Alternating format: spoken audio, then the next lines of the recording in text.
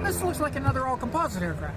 This one is, and carbon fiber is the word here. Another, of course, most low wings are cantilever, but this one is making very good use of the carbon fiber strength that way. This is the Sting S3 from a company called TL Ultralight.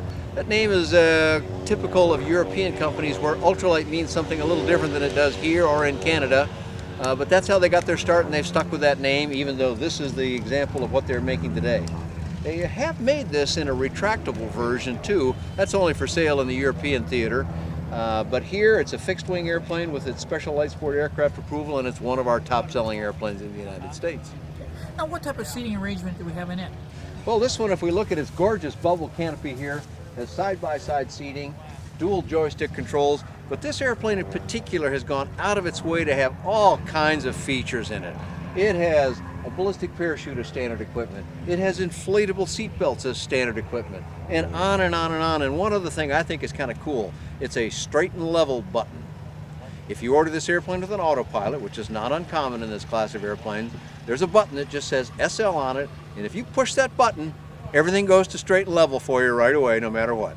That's kind of a neat thing to have for a pilot that might get a little stressed out in certain situations.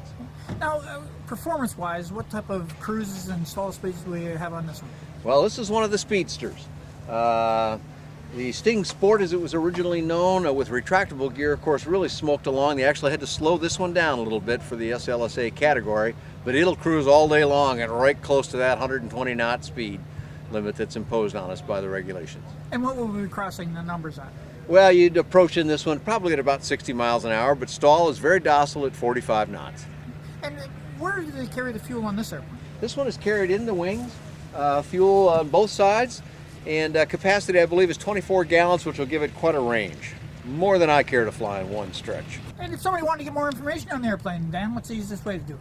Well, the easiest thing to do is just remember that the name is Sting, and if you go to sting.aero, that's AERO, you can find all the information you want about this or their other models. Now, have you flown this airplane as well, Dan? I have flown this airplane. I got to fly it last year at AirVenture, and a fine machine it is. And I've also flown the retractable one, and those pilot reports are available on BuyDanJohnson.com.